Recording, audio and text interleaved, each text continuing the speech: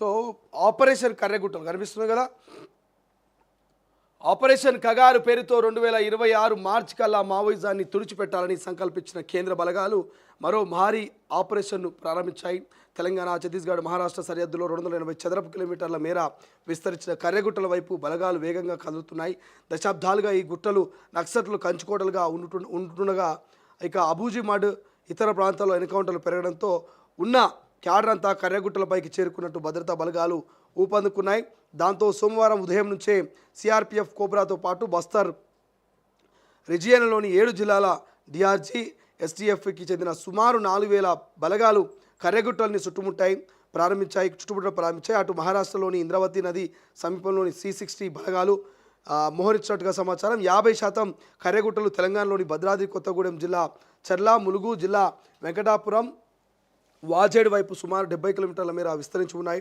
దీంతో కేంద్ర బలగాలు తెలంగాణ మీదుగా కర్రెగుట్టలను చేరుకున్నట్టుగా తెలిసింది. అటు ఛత్తీస్గఢ్లోని హిడ్మా స్వస్థలమైనటువంటి పువర్తికి 20 కిలోమీటర్ల దూరంలోని పూజారి, కాంకేరు, ఊసూరు, మధ్యేడు నుంచి ఈ గుట్టలు మొదలవుతాయి. ఎత్తులో పైచేయి ఎవరిది? ఆపరేషన్ కర్రెగుట్టలు పోలీసు బలగాల్ని అంతా సులభమేమని కాదని వాదనలు వినిపిస్తున్నాయి. 280 చదరపు కిలోమీటర్ల విస్తీర్ణంలో ఉన్నటువంటి ఈ గుట్టల్లో చాలా వరకు నిటారుగా 30 నుంచి 50 మీటర్ల ఎత్తులో ఉన్నట్లు స్థానికులు చెబుతున్నారు.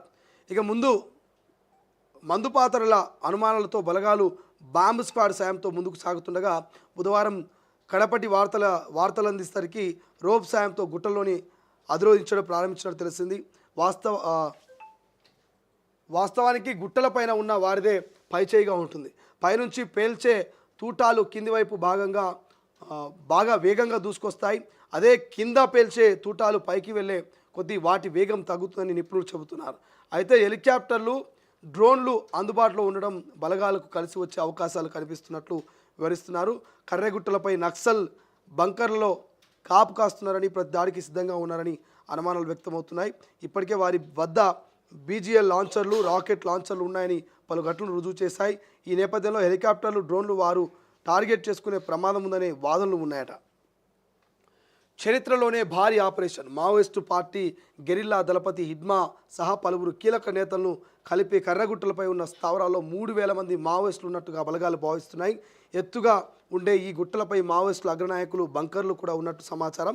అయితే ప్రభుత్వం సేఫ్ కర్రెగుట్టలు ప్రచారాన్ని ప్రారంభించగానే మావోయిస్టులు ఈ గుట్టల చుట్టూ మందుపాత్రలను అమర్చారని తెలుస్తోంది. అందుకే సామాన్య పౌరులు ఎవరు కర్రెగుట్టల వైపు రావద్దంటూ నక్సల్ కరపత్రాలు ఇటీవల కలకలం రేపాయి.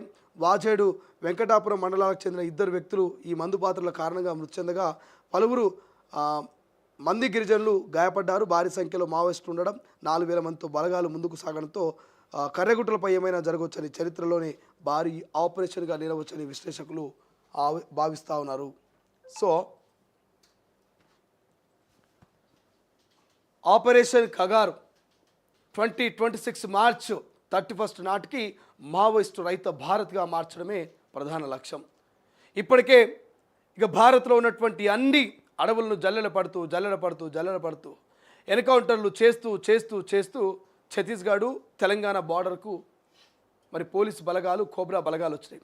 ఇప్పుడు భద్రాద్రి, ఈ ఛత్తీస్గఢ్, ఈ 2 ప్రాంతాల మధ్యనే ఈ కర్రెగుట్టలు అనేటువంటి గుట్టలు, ఎత్తైన ప్రదేశం, అక్కడనే ఈ గుట్టలు ఉంటాయంట. ఆ గుట్టల్లో 3000 మంది మావోయిస్టులు, హిడ్మాతో సహా 3000 మంది మావోయిస్టులు ఉన్నారట. ఇక ఈ కర్రెగుట్టల చుట్టూ 4000 మంది పోలీసులట. అర్థమవుతుంది కదా. 4000 మంది పోలీసు బలగాలు, 3000 మంది మావోయిస్టు నేతలు. మరి ఎట్లా జరగబోతుంది? చరిత్రలో నిలిచిపోయే ఒక మినీ వార్, చరిత్రలో నిలిచిపోయే ఒక భారీ ఎన్కౌంటర్, భారీ ఆపరేషన్ ఈ కర్రెగుట్టల ఆపరేషన్.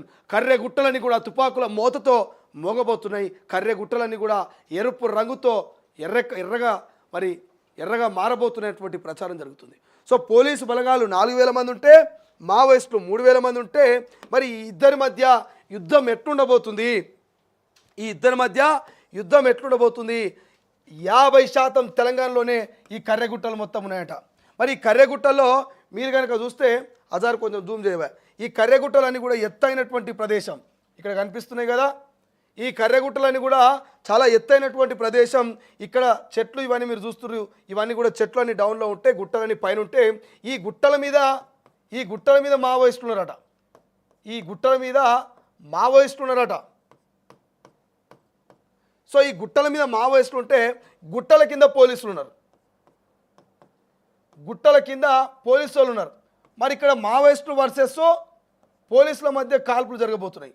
మరి గుట్టల కింద ఉన్నటువంటి పోలీసులు గుట్టలపై ఉన్నటువంటి మావోయిస్టులను కనుక అక్కడి నుంచి ఎక్కుపెట్టి కాల్వాలంటే ఈ తుపాకీ వేగం పైకి పోతున్న కొద్దీ వేగం అనేది బుల్లెట్ వేగం అనేది తగ్గుతుందట.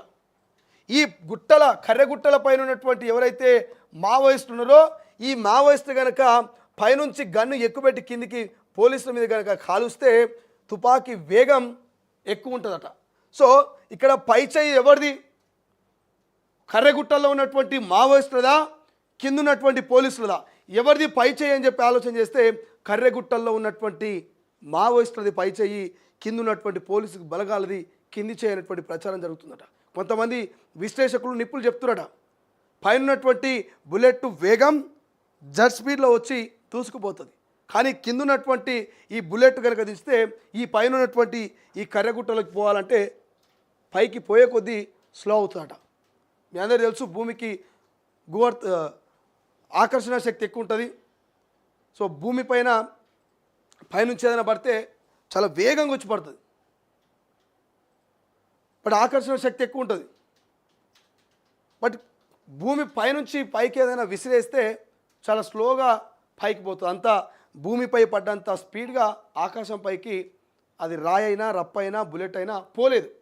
సో ఇప్పుడు మరి పైనున్నటువంటి కర్రెగుట్టల పైన ఉన్నటువంటి మావోయిస్టుల చెయ్యి పైన ఉంది, మరి కింద ఉన్నటువంటి పోలీసు బలగాల చెయ్యి కింద ఉంది. అందులోనూ ఈ గుట్టల చుట్టూ మొత్తం మందు పాత్రలు పెట్టిరట. ఈ గుట్టల చుట్టూ మొత్తం భూమిలో మందు పాత్రలు పెట్టిరట. బాంబు స్క్వాడ్ను తీసుకొచ్చి ఆ మందు పాత్రల్ని మొత్తం కూడా ఐడెంటిఫై చేస్తున్నాడు పోలీసులు. ఎక్కడ మందు పాత్ర పెట్టిరో తెలియదు. ఈ గుట్టలలో ఎక్కడ మందు పాత్రలు పెట్టిరో తెలియదు. అడుగడుగున మందు పాత్రను ఆశ్చర్యపోవాల్సిన అవసరం లేదు. ఇప్పటికే కొన్ని కరపత్రాలు వచ్చాయంట మావోయిస్టుల పేరు మీద. దయచేసి సామాన్యులు ఎవరు, దయచేసి కర్రెగుట్టల చుట్టూ ఉన్నటువంటి ప్రజలు ఎవరు కూడా అక్కడికి రావద్దు, మందు పాత్రలు ఉన్నాయి, మీ ప్రాణాలు పోగొట్టుకోవద్దు అని చెప్పినట్టు. ఇప్పటికి 2 చచ్చిపోయారట. పోలీసులు అదే ఆలోచనలో పడ్డరట. కర్రెగుట్టల చుట్టూ ఎన్ని మందు పాత్రలు ఉన్నాయో, కర్రెగుట్టల చుట్టూ ఎన్ని ఆయుధాలని దాచిపెట్టిరో, ఎన్ని బంకర్లలో మరి సామాగ్రిని పెట్టుకొని సిద్ధంగా ఉన్నారో అని. సో అందుకే పోలీసులు ఏం చేస్తున్నారట, ఇక ఇట్లయితే కాదు, డ్రోన్ల ద్వారా దాడి చేద్దాం, లేదంటే హెలికాప్టర్ల ద్వారా మరి ఈ కర్రెగుట్టల మీద ఉన్నటువంటి మావోయిస్టుల మీద దాడి చేసే ప్రయత్నం చేద్దామని ప్లాన్ ఏ, ప్లాన్ బి ఈ 2 అమలు చేస్తున్నారట. ప్లాన్ ఏ వచ్చేసి డైరెక్ట్గా బలగాలన్నీ 4000 మంది పోలీసు బలగాలు బరిలోకి దిగి కాల్చడం. ఇక ప్లాన్ బి వచ్చేసి 1 డ్రోన్లు వాడడం, 2 హెలికాప్టర్లు వాడడం. ఈ ఆప్షన్ ఏదన్నా ఎంచుకుంటారట. బట్ ఇక్కడ ఇంకొక రిస్క్ ఉంది. హెలికాప్టర్ వాడినా డ్రోన్ వాడినా వాళ్ళ దగ్గర ఉన్నటువంటి ఆయుధాలతోటి డ్రోన్ని హెలికాప్టర్ని మావోయిస్టులు పేల్చొచ్చేటువంటి అనుమానాలు కూడా ఉన్నాయట. మరి ఎన్ని అనుమానాలు, ఇంత రిస్కు, ఇంత ఉన్నటువంటి సందర్భంలో మరి ఆపరేషన్ కర్రెగుట్టల్లో ఎవరిది పై చెయ్యి? ఏం జరుగుతుంది? చరిత్రలో ఆపరేషన్ కర్రెగుట్టలకు మరి ఒక స్థానం సంపాదించే అవకాశం ఉందా? ఎంతమంది మావోయిస్టుని మరి పోలీసు బలగాలు మట్టు పెట్టబోతున్నాయి? లేక శాంతియుత చర్చలకు రావాలని పిలుపునిచ్చినటువంటి మావోయిస్టుల మాటను మరి స్వాగతిస్తూ కేంద్ర బలగాలు ఏమైనా ఈ ఆపరేషన్ కగార్ని, ఆపరేషన్ కర్రెగుట్టల్ని విరమించుకుంటాయా? అసలు ఏం జరుగుతుంది ఈ ఆపరేషన్ కగారు పేరుతోటి? ఈ ప్రశ్నలందరూ కూడా అందరి మదిలో ఉన్నాయి. చాలామంది వ్యతిరేకిస్తున్నారు. ఆపరేషన్ కగారును ఆపండి, మన బిడ్డల్ని మనం చంపుకోవడం ఏంది, మన భారతీయుల్ని మనం చంపుకోవడం ఏంది, మనకు కావాల్సింది శాంతియుతమైనటువంటి వాతావరణం, ప్రశాంతమైనటువంటి వాతావరణం. అవకాశం ఇవ్వండి, లొంగిపోతారు. అవకాశం ఇవ్వండి, జనజీవన స్రవంతిలో కలుస్తారు. అంతేగాని రాజ్యాంగాలకు విరుద్ధంగా, చట్టాలకు విరుద్ధంగా ఓ మనిషిని ఎలా మీరు నరమేధంతో చంపుతారంటూ ప్రజా సంఘాలు, పౌర హక్కు సంఘాలు, మేధావులు, చాలామంది రాజకీయ నేతలు మరి కేంద్రం మీద విరుచుకుపడుతున్నారు. ఈ సందర్భంలో కేంద్ర రాష్ట్ర ప్రభుత్వాలు తీసుకునే నిర్ణయం ఎట్లుంటుంది? ఈ ఆపరేషన్ కగారు ఆగుతుందా ఆగదా? మరి కర్రెగుట్టల స్టోరీ ఏడు రాకపోతుంది అనేది చూడాలి. బట్ ఏదేమైనా 3,000 మంది మావోయిస్టులు, 4,000 మంది పోలీసులు. మరి 3-4 రోజుల్లో భారీ ఎన్కౌంటర్ అనేది మాత్రం చర్చ జరుగుతున్నది. ఆ ఎన్కౌంటర్ ఎట్లుండబోతుంది, ఎంతమంది మరి ఎన్కౌంటర్లో చనిపోబోతున్నారు అనేది మనం చూడాల్సిన అవసరం ఉన్నది.